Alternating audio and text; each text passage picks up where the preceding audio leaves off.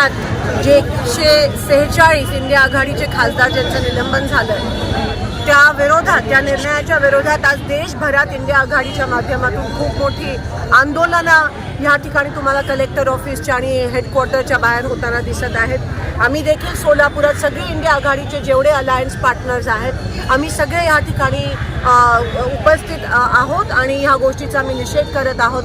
आज विरोधकांनी प्रश्न विचारले म्हणून सत्ताधारी जो पक्ष अतिशय अहंकारी पक्ष आहे त्यांच्या विरोधात त्यांच्या चुकावर प्रश्न विचारले म्हणून आमच्या खासदारांचं निलंबन केलं।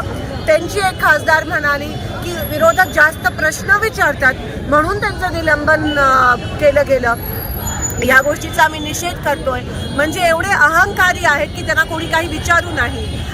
एका लोकशाहीमध्ये कॉन्क्रीट ऑपोजिशन जे असतं ते खूप गरजेचं असतं आणि त्यांच्या पक्षाचेच अनेक जे पंतप्रधान होऊन गेले त्यांनी नेहमी जो विरोधी पक्ष आहे त्याला सन्मानाने रिस्पेक्टनी वागणूक दिली आहे, पण हे मोदीजी होताना दिसत नाही आहे। ही लोकशाहीला खूप मोठा हा खतरा आहे आणि एवढं जर कोण अहंकारी होत असेल तर ही लोकशाही कशी टिकेल आणि ह्या देशाच्या गोरगरिबांकडे कोण लक्ष देईल? कारण का एका माणसाला फक्त कॉन्सन्ट्रेशन ऑफ पॉवर की त्यालाच सत्ता कशी मिळायला पाहिजे, त्यालाच पैसा कसा मिळाला पाहिजे ह्याकडे लक्ष आहे। जेव्हा संसदेमध्ये सुरक्षेत खूप मोठी चूक झाली आणि त्या ठिकाणी 3 ते 4 लोक शिरली त्यावेळेस आम्ही फक्त प्रश्न विचारला त्यांना की हे कसं झालं, ते त्यांना आवडलं नाही आणि म्हणून काही खासदार तर तिथे उपस्थित पण नव्हते, त्यांचं निलंबन झालं।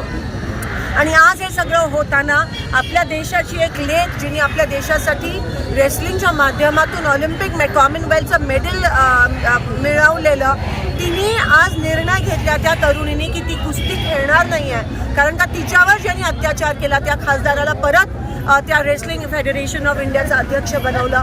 म्हणजे तुम्ही विचार करू शकता की जे महिलांवर अत्याचार करतात, ज्यांच्यामुळे पास दिला जातो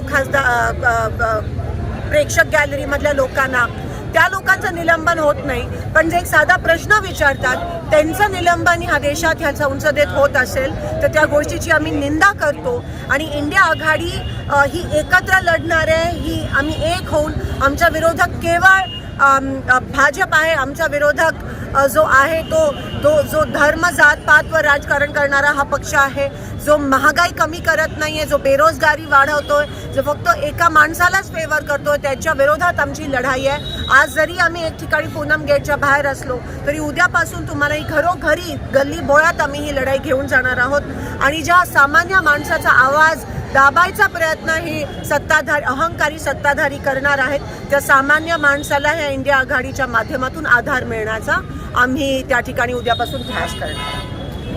SB न्यूज चॅनलला लाईक करा, शेअर करा, सबस्क्राईब करा।